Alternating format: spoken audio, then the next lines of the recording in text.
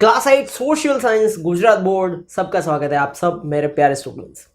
Chapter number 3 में जाते हैं। पूरा चैप्टर एक ही शॉर्ट में क्लियर करेंगे, जिसका नाम है India first war of independence. मतलब इंडिया में जो भी आए, बाहर से जो भी ट्राइब्स आई, उसमें से लास्ट जो थे वो ब्रिटिशर्स थे और वही यहाँ पे टिक गए।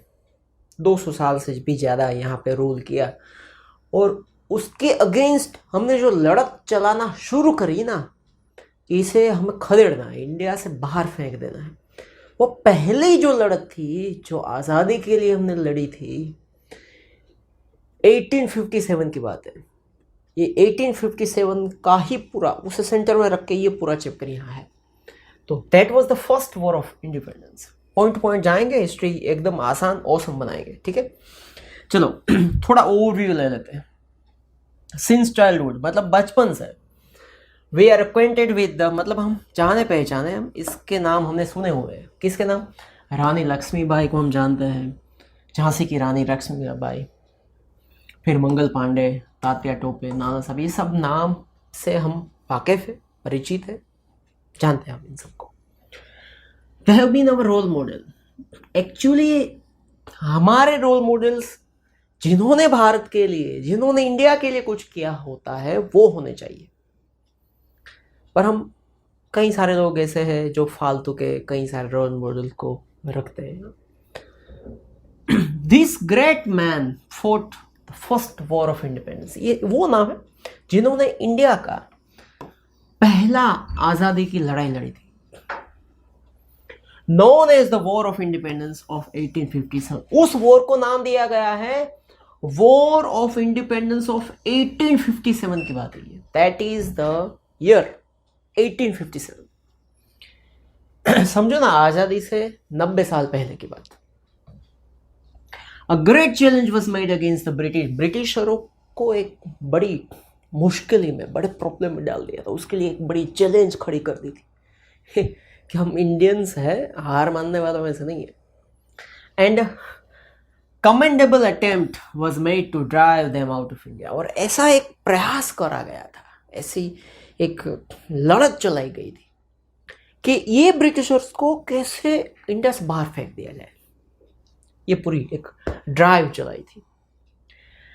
इन लोगों ने सेक्रीफाइस कर दिया, अपनी खुद की लाइफ को बलिदान दे दिया to shake the British rule, British rule को तोड़ने के लिए, खत्म करने के लिए, and make India independent, Bharat को आज़ाद करवाने के लिए अपनी खुद की जान का बलिदान दे दिया। अब क्या रीजंस थे कि first war of independence of 1857 हुआ? क्यों लोगों को लगा कि लड़ना चाहिए इस ब्रिटिशर्स के सामने? Why they felt? Let's study, समझते हैं उन सारे अलग अलग रीजंस को। उसमें सबसे पहला रीजन है पॉलिटिकल रीजन। कौन सा है? Political reason. The main reason of for this struggle was, ये स्ट्रगल जो थी 1857 की, ये जो स्ट्रगल थी, उसका मेन रीजन ये था। देखो, the main reason for this struggle was to establish British power in India. अब देखो, पॉलिटिकल रीजन था। ये लड़त क्यों चलाई गई थी? क्योंकि ब्रिटिशर्स ये चाहते थे, ब्रिटिशर्स ये गोरे ये चाहते थे कि पूरे इंडिया में उनका रूल हो, पूरे इंडिया का पॉलिटिकल पावर, राजनीतिक पावर उनके हाथ में आए, मतलब ब्रिटिशर्स के हाथ में आए। ये ब्रिटिशर्स चाहते थे और ये इंडियंस नहीं चाहते थे। That is why this is the first reason लड़ने का था। बैटल ऑफ प्लासी हुई थी, हमने आगे के चैप्टर में देख लिया है, 1757 में, मतलब इससे भी 100 साल पहले की बात है। बैटल ऑफ प्लासी, सिराजुद्दौला वगैरह सब कुछ हमने देख लिया था आगे के चैप्टर। उनको हराकर पूरे बंगाल को, आसाम, बिहार, उन सबको हड़प लिया था इन्होंने और ब्रिटिश रूल का एक सूर्योदय बिगिनिंग कर लिया था। देवेश मैसूर वॉर्स में, जो मैसूर वॉर्स हुए अलग अलग, उन्होंने मैसूर को भी जीत लिया। टीपू सुल्तान का जो पूरा एम्पायर था मैसूर का, वो खत्म कर दिया। अपना रूल एक्सपांड किया। कैसे? डच को डिफीट कर दिया। डच लोग भी आए थे ना इंडिया में, उसको भी हरा दिया। फ्रेंच कंपनीज आई थी, उनको भी हरा दिया। नवाब ऑफ अवध, उनको भी हरा दिया। हैदराबाद के जो निज़ाम थे, निज़ाम मतलब नवाब, नवाब मतलब किंग, उनको भी हरा दिया। मुगल एम्पायर जो थे को भी हरा दिया। बंगाल के नवाब को हरा दिया। तांजोर वो भी जीत लिया तमिलनाडु में। एक के बाद एक ब्रिटिशर्स ने अपना एम्पायर फैलाने के लिए सबको हरा दिया। हराने का एक ही रूल नहीं था कि सामने सामने लड़े और हराए, नहीं, साम दाम दंड भेद, कुछ भी करके, राजनीति करके, चीटिंग करके, कुछ भी करके हरा दिया। अब हुआ क्या, दे डिफीटेड द मराठास को भी हरा दिया। देखो मराठौर पे मराठास को भी हरा दिया।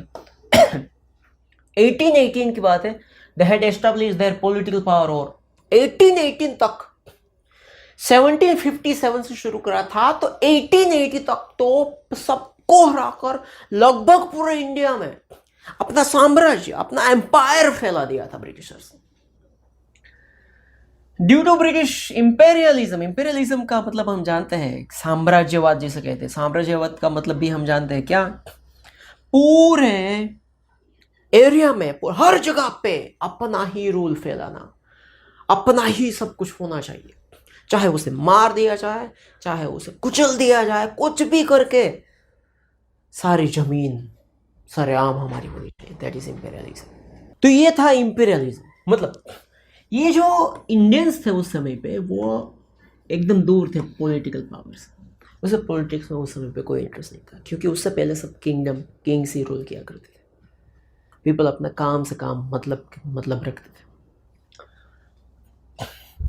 The surviving native kingdoms also accepted Wellesley's subsidiary alliance system, जो हम जानते हैं कि उसमें अलग अलग तरीके से अलग अलग किंग्स को अपने पैरों में झुका देते थे ब्रिटिशर्स।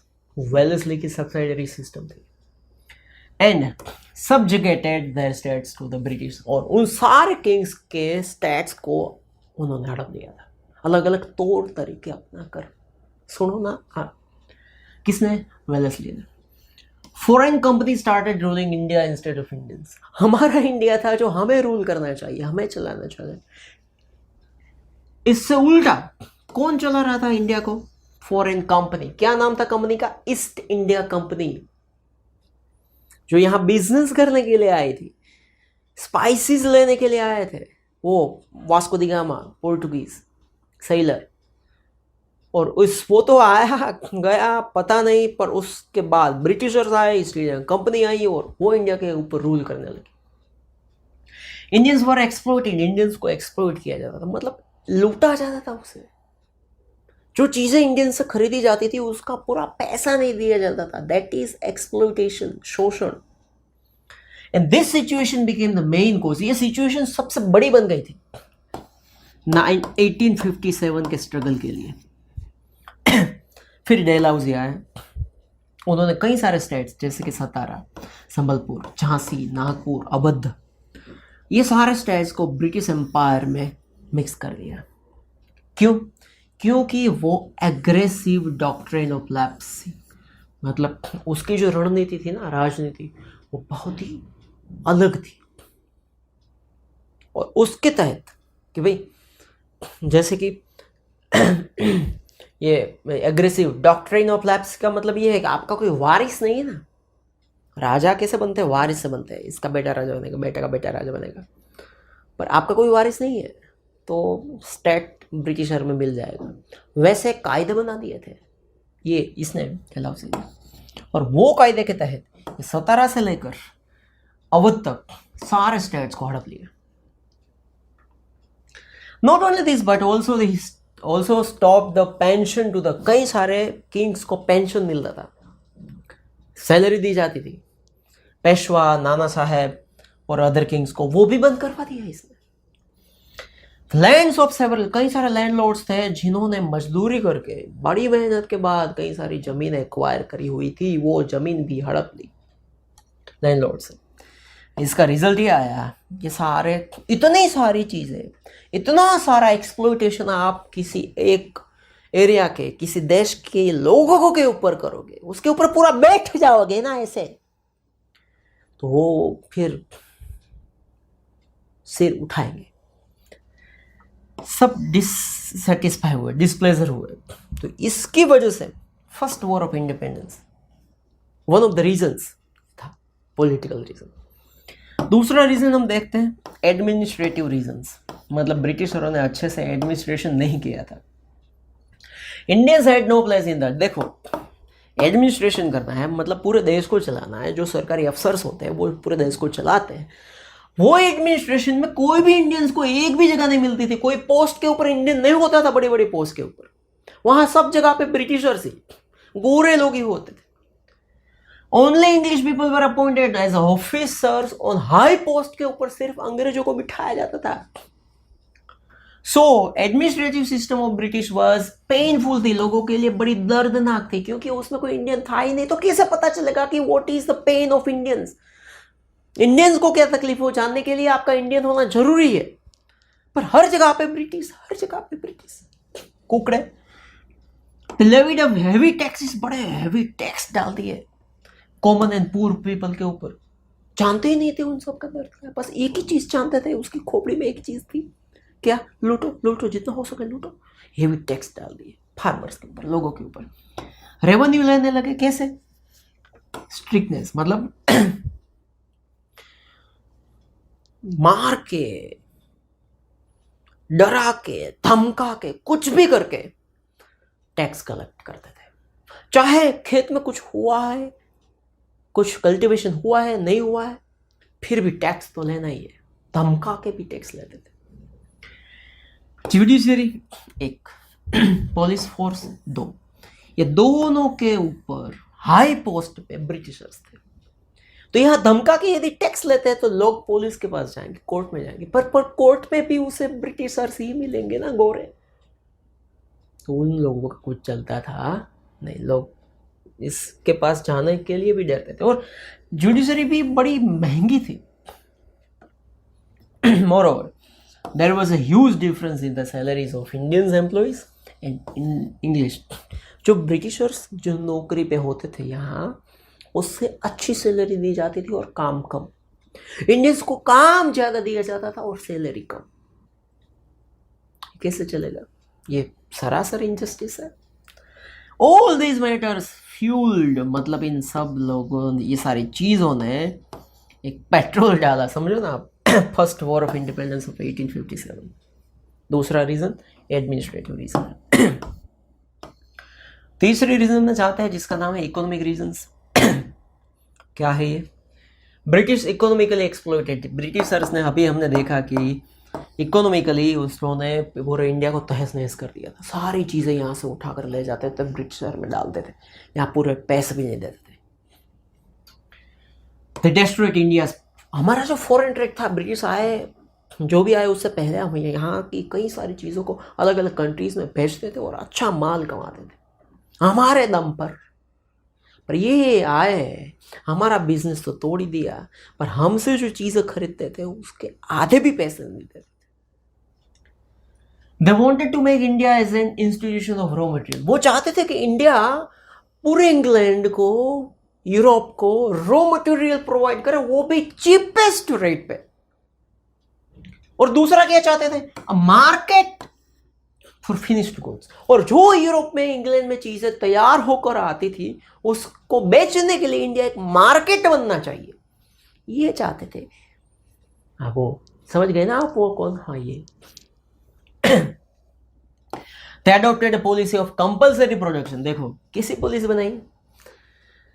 जो चीज है, गुड्स मतलब चीज है, जो चीज है एसेंशियल मतलब जरूरी थी, किसको? ब्रिटिशर्स को, उसका प्रोडक्शन कंपलसरी कर दिया।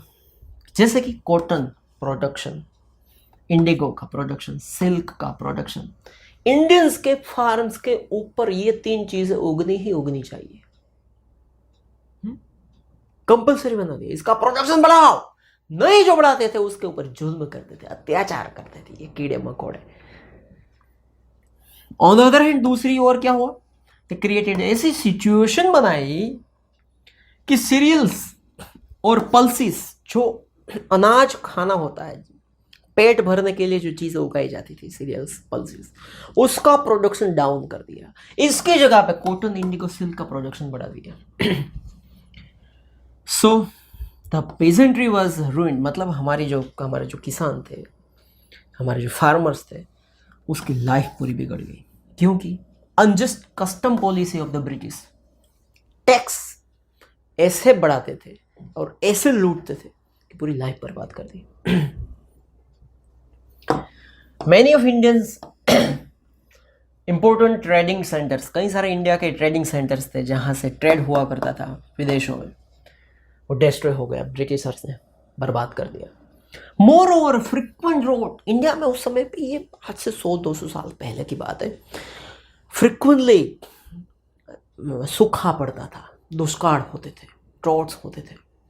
उसमें लोग अपने कमाई का ऐसी ही व्यवस्था होती थी कि अनाज को, मतलब ग्रेन्स को, सीरियल्स को, पल्सेस को स्टॉक करते थे। पर इन्होंने तो प्रोडक्शन ही डाउन कर दिया है। तो एक तो प्रोडक्शन डाउन है, दूसरी ओर स्टॉक नहीं है, और उसमें भी सूखा पड़ जाए, खत्म। That time added to the suffering of the Indian people, को ज्यादा दुखी किया इन सारे ड्रॉट्स ने। मिलियंस ऑफ इंडियंस मर गए, किसमें? फूड शॉर्टेज में, क्योंकि ड्रॉट्स होते थे, सूखा पड़ता था, खाना कहाँ से लाए? ब्रिटिशर्स रूल सिर्फ करते थे, लोगों को सर्विस प्रोवाइड नहीं करते थे। मर जाए तो मर जाए, क्या है उसमें, ऐसा सोचने वाले थे ये। इंडिया क्राफ्ट इंडस्ट्री, जो हैंडमेड क्राफ्ट्स बनाते थे, रूरल छोटी छोटी गांव में इंडस्ट्रीज जो होती थी, हैंडीक्राफ्ट बनाने की जो इंडस्ट्रीज होती थी, सब खत्म हो गई।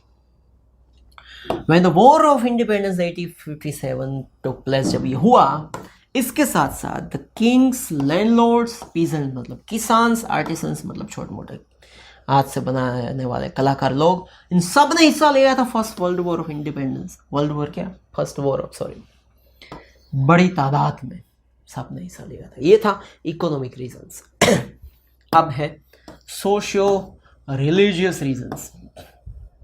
ब्रिटिश ऑल्सो इंटरफर्ड, मतलब इन लोगों ने उंगली करना कोई भी फील्ड में बाकी नहीं रखा था, हर जगह पे उंगली करने वाले ये लोग।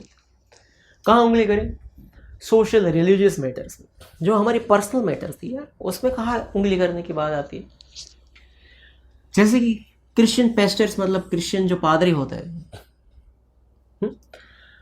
बड़े तादाद में हिंदूस और मुस्लिम को क्रिश्चियन बनाने में जुट गए थे। अलग अलग ऑफर्स दी जाती थी कि आप क्रिश्चियन बन जाओ, क्रिश्चियन बन जाओ, इसमें जुटे थे। आए थे स्पाइसेस खरीदने के लिए, धंधा क्या कर रहे हैं देखो। They had the protection of the government, government उसकी खुद की थी, ब्रिटिशर्स सारे क्रिश्चियन थे। ये लोग कन्वर्ट कर रहे हैं तो उसमें वो कुछ सब बंद कर देते हैं, आँख कान। 1850 की बात है, 7 साल पहले ब्रिटिश इनेक्टेड, मतलब एक लॉ बनाया ब्रिटिशर्स। कैसा लॉ? यदि कोई हिंदू और यदि कोई मुस्लिम क्रिश्चियन बनता है तो उसे एक स्पेशल बेनिफिट मिलता है। क्या?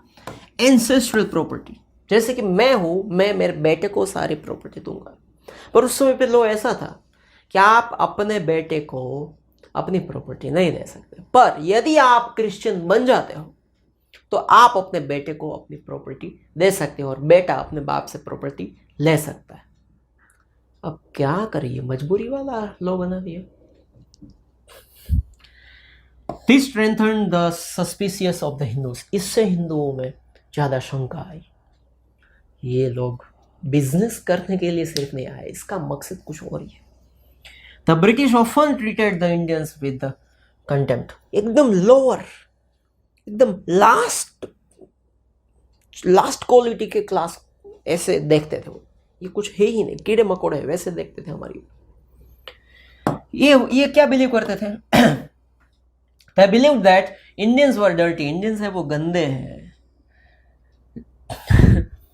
रोग वगैरह अलग अलग डिसीज से भरे पड़े हैं, इंफीरियर वाइल डरपोक है, छोटी सोच वाले इंफीरियर, मतलब while the white people जो है had come to rule over them, हमारा जन्म ही इसीलिए हुआ है कि हम इन गंदे छोटी सोच वाले लोगों के ऊपर हम रूल करें, इसलिए हम बने हैं। वाह, अब जो गंदे हैं, छोटी सोच है जिसकी, इसके ऊपर रूल करे, वो कौन सा महान है भाई? समझ गए ना ब्रिटिशर्स क्या थे, क्या चीज़ है? They did not have any social dealings with Indians, के साथ कोई सोशल डीलिंग ही नहीं करते थे। मतलब कोई ऐसे ओकेशन में आना जाना वगैरह सब कुछ बंद। The rooms were also separate, Britisher के घर अलग होते थे इन लोगों से।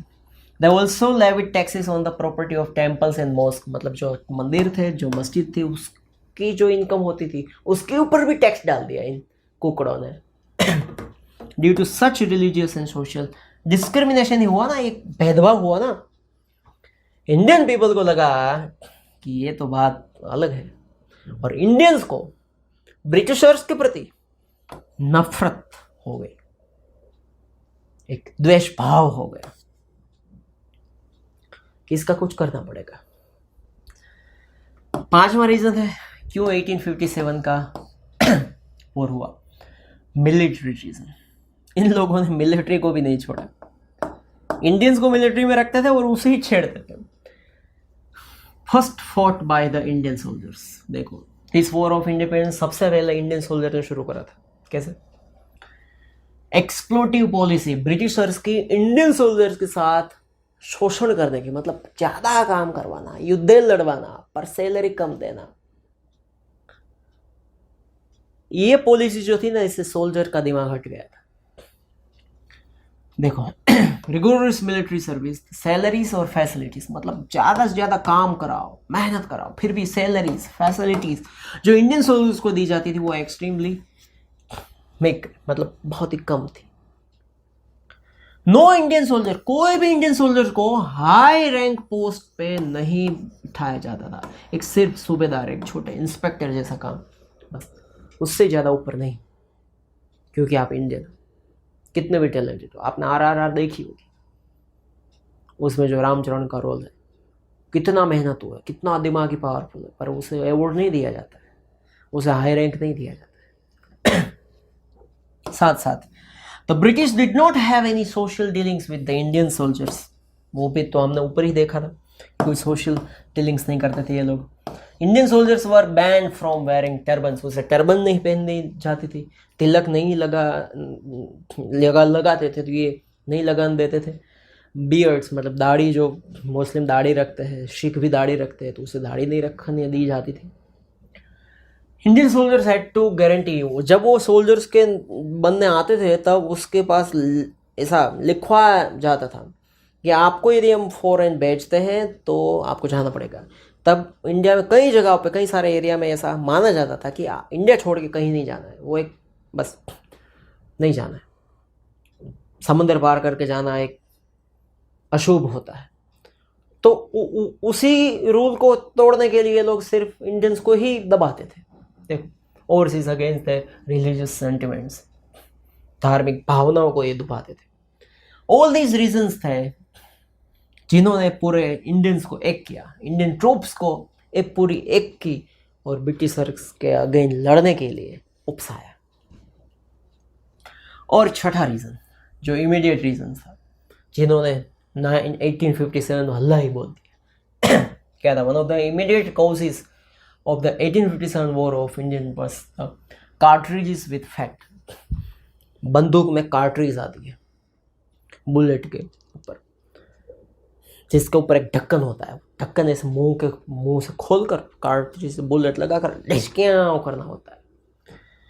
वो फैट दो ऐसी अफवाह उड़ी थी, और कई लोग मानते हैं हिस्ट्रियंस ऐसा कि वो अफवाह नहीं थी, वो सच था। उस कैप के ऊपर, उस ढक्कन के ऊपर काऊ का जो फैट होता है या फिर पिग का जो फैट होता है वो लगाया जाता था। और हिंदू और मुस्लिम में वो दोनों ही पाप माना जाता है, उसे छूना भी। The British government had decide किया to use a new Enfield rifle. नई एनफील्ड राइफल हर एक सोल्जर्स को दी जाती थी। पहले क्या दिया जाता था? Old brown base rifle. ये जो है ओल्ड पुरानी वाली है, ब्राउन बेस राइफल है ये, सॉरी ये है, हाँ ब्राउन बेस राइफल है ये पुरानी वाली। फिर उसे नई दी जाती थी जिसका नाम है एनफील्ड राइफल। नई, ये जो है ना वो नई एनफील्ड राइफल है। ये आमिर खान है, आप जानते हो। लाल सिंह चड्ढा, पर इन्होंने ये मूवी करा था मंगल पांडे, जो 1857 में इंडिपेंडेंस वॉर हुआ, उससे सबसे पहला शहीद कोई हुआ हो तो ये हुए थे मंगल पांडे, जिसके ऊपर मूवी बनी थी, इसने रोल किया था। The cap on the top of this rifle, ये राइफल के ऊपर का जो कैप होता था, had to be broken with teeth, दांत से तोड़ा जाता था। जनवरी 1857 की बात है, देयर वाज अ रूमर, ऐसी एक अफवाह फैल गई इंडियन ट्रूप्स में, सोल्जर्स में, बंगाल के एरिया में, दैट काव एंड पिग फैट को कैप्स के ऊपर लगाया गया है और आप दांत से तोड़ोगे तो वो आपके मुंह में जाएगा। दैट इज अ वेरी सिन, बड़ा एक पाप है वो। सोल्जर्स ऑफ बोथ हिंदू और मुस्लिम जो थे, उसकी श्रद्धा के साथ, उसके विश्वास के साथ ये खिलवाड़ किया जाता था, उसे उकसाया जाता था। बिकॉज द काव वॉज स्कैर्ड, हिंदू के लिए काव है, जो गाय है, पवित्र मानी जाती है, और the pork was forbidden, pork मतलब पिग का जो मीट है वो भी मुस्लिम में बैन है, प्रोहिबिटेड है। So if they had to put it in their mouth, यदि इसे चीज को मुंह में डालकर ऐसे तोड़ना, दैट वुड बी एपोस्टेसी, मतलब धर्म भ्रष्टता माना जाता है, अनहोली चीज है ये। जो सिपोइस थे, मतलब सैनिक जो थे, उन्होंने रिफ्यूज कर दिया कि हम इस कार्ट्रिज को छुएंगे भी नहीं, यूज भी नहीं करेंगे इस वॉर में। According to some historians this was not just a humour, ये कुछ हिस्टोरियंस ऐसा मानते ही है कि ये अफवाह नहीं थी, ये सच था। और वहीं से started the war of independence शुरू हुआ। अब आगे देखो, the beginning and development of the war जो था इंडिपेंडेंस का 1857 का, उसका बिगिनिंग कैसे हुआ और वो आगे कैसे बढ़ा। देखो, मार्च 29 1857 है, बैरकपुर कैंप बंगाल में जो था, जहां हमारे सैनिक थे, सेपोइस जिसे कहा जाता है, सिपोई मतलब सैनिक, उन्होंने रिफ्यूज कर दिया कि एनिमल फैट वाली जो कार्ट्रिज है हम यूज नहीं करेंगे, चाहे जो उखाड़ना उखाड़ लो, जो तोड़ना है तोड़ दो, ठीक है। ब्रिटिश ऑफिसर्स जो थे, उन्होंने ऑर्डर दिया कि आप ऐसे विरोध नहीं कर सकते, नॉट टू प्रोटेस्ट, आप विरोध नहीं कर सकते हो, हंगामा दंगा नहीं कर सकते। पर मंगल पांडे जो थे ना, वो ब्रिटिश ऑफिसर्स जो था उस समय का, उसका नाम था मेजर ह्यूसन, उसके अगेंस्ट ऐसा आ गया, क्या है बे, नहीं यूज करेंगे, मतलब नहीं यूज करेंगे, हाँ, एनिमल फैट वाली कार्ट्रिज मना कर दिया ना, नहीं यूज करेंगे, हैं क्या है। तो इन लोगों ने जैसे कहा कि आप ऐसे ना मना नहीं कर सकते, विरोध नहीं कर सकते, करो यूज, हमारा ऑर्डर है, मतलब यही करना चाहिए। तो मंगल पांडे उसके सामने आ गए। तो जो ये मेजर ह्यूसन था, उन्होंने ऑर्डर दिया कि मंगल पांडे को पकड़ दो। ये गलत कर दिया उन्होंने, पकड़ने की जो बात थी ना, अरेस्ट करने की, वो गलत। मंगल पांडे ने उसे वहीं बंदूक से उड़ा दिया, शॉट किया, वो वहीं मर गया। एक दूसरा लेफ्टिनेंट था, लेफ्टिनेंट का स्पेलिंग है ये, लेफ्टिनेंट बग, लेफ्टिनेंट बग, उसको भी उड़ा दिया। मंगल पांडे को फिर अरेस्ट कर दिया गया और अप्रैल 8 1857 में उसे हैंग कर दिया, मतलब फांसी की सजा दी। सबसे पहले देखो यहाँ लिखा, Mangal Pandey was the first murder, ये एक मार्क के लिए आ सकता है, फर्स्ट मर्डर मतलब पहले शहीद थे 1857 वॉर ऑफ इंडिपेंडेंस के। उसके बाद क्या हुआ, however the real beginning of the war independence कहाँ कब शुरू हुई, मेरठ से शुरू हुई थी 1857 मार्च 10, जब इंडियन सोल्जर्स ने कार्ट्रिज का यूज करने के लिए मना कर दिया, उसे इम्प्रिजन मतलब जेल में डाला सैनिकों।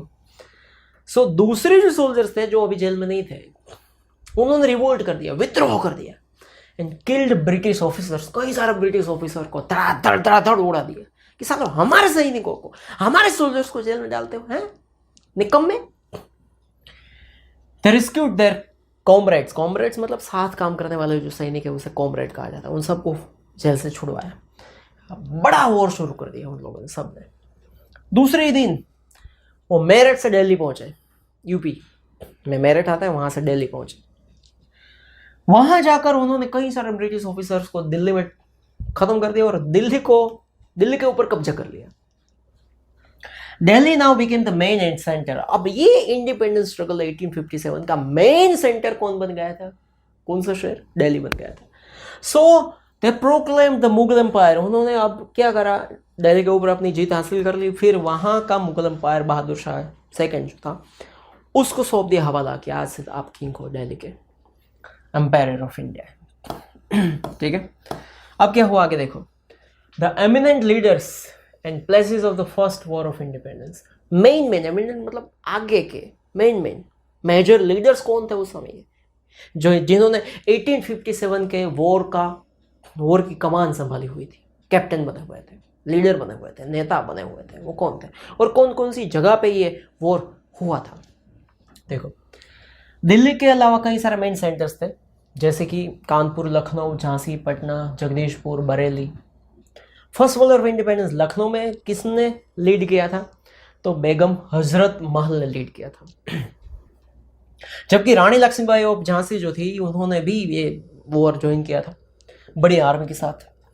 सक्सेसफुली लेड आर्मी को बड़ी अच्छे से लीड करा उन्होंने, और ब्रिटिशर्स के अगेंस्ट कहाँ पे, कल्पी एंड ग्वालियर में। फिर कुंवर सिंह बिहार के जागीरदार थे, मतलब नवाब थे, उन्होंने first world war of independence को लीड किया था 42 साल की उम्र में, 82 की उम्र में। फिर आए बहादुर खान, वो भी थे बरेली के लीडर। कानपुर में किन्होंने लीड किया था, नाना साहेब पेशवा और उसके मिनिस्टर जिसका नाम है Tatya Tope.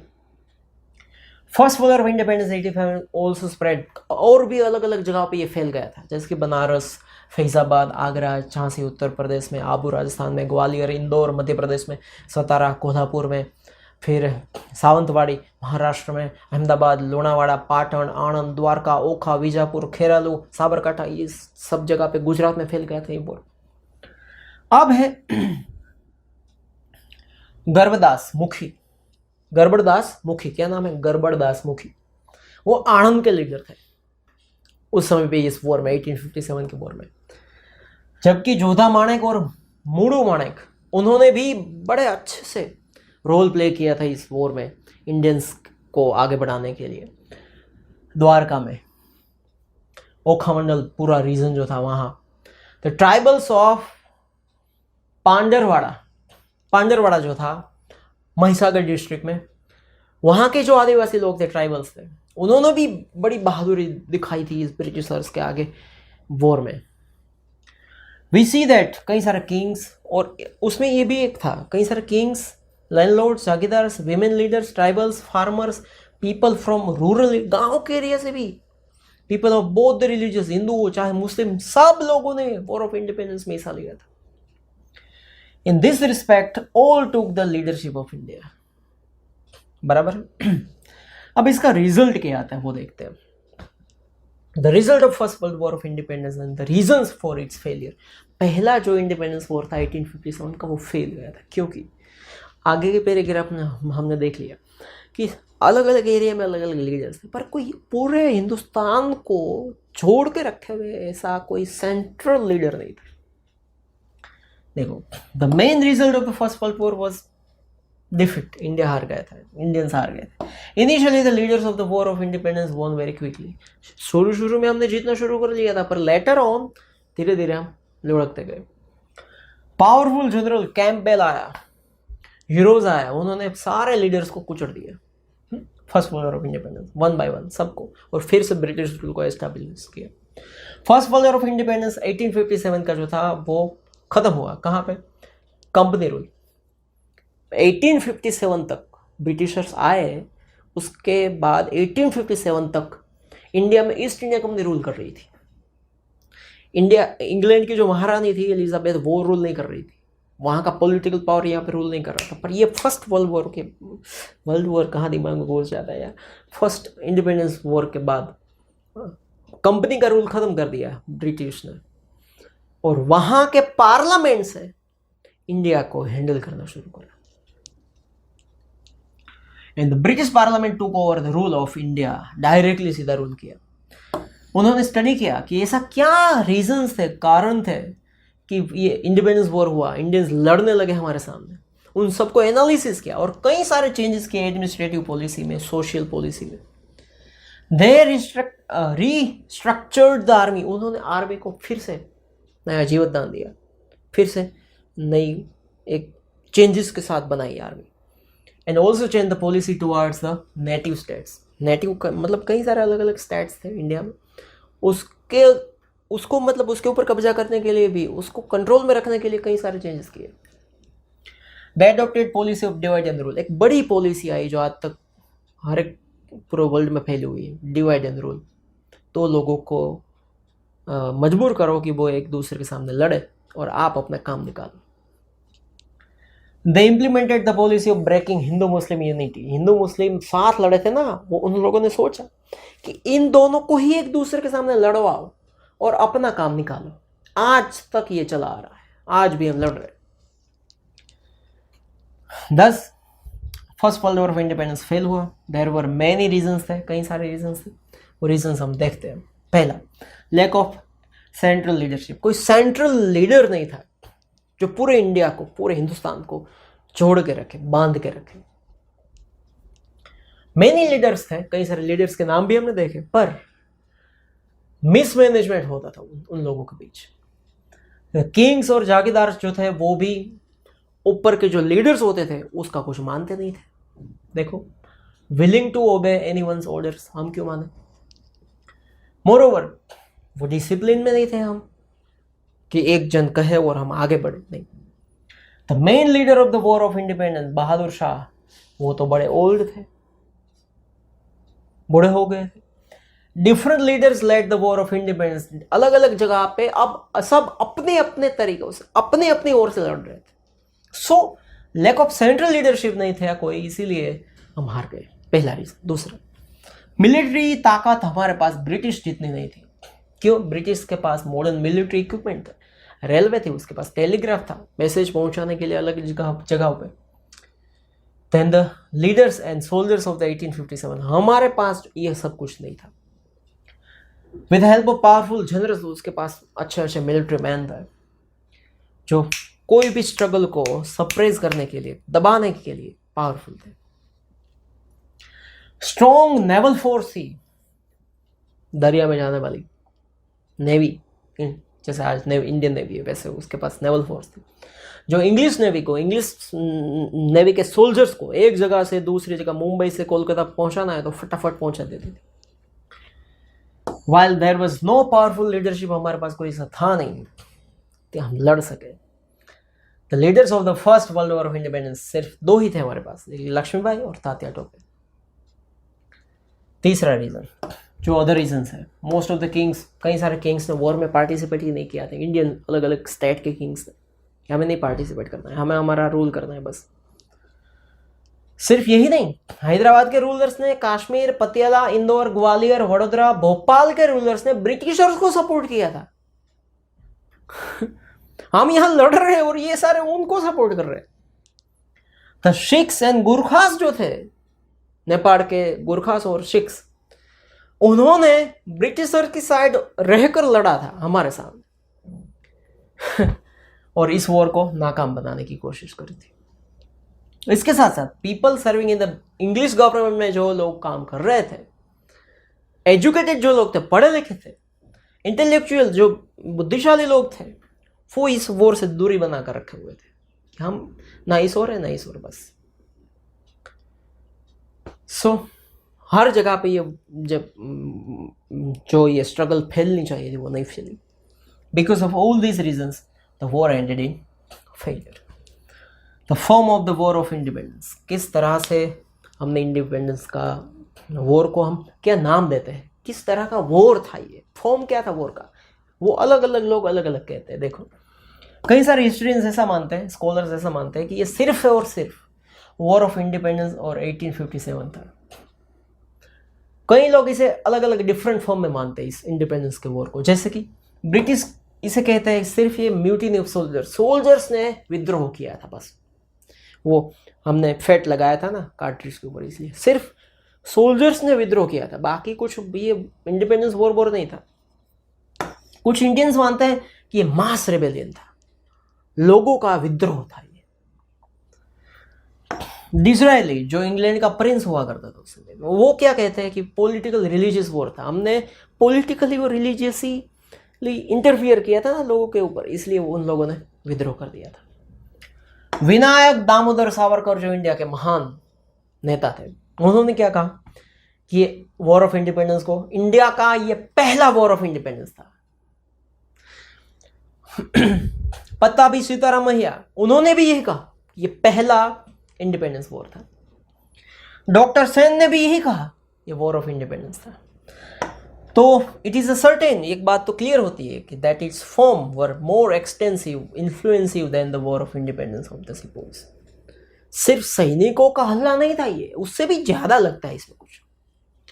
So the bravery shown by the Kings ने जो दिखाई थी, बहादुरी, जागीरदार, पीजेंट्स, ट्राइबल्स, आदिवासी लोग सब ने, it can be side that, ये माना जाता है, ऐसा कहा भी जा सकता है that it was a great source of inspiration.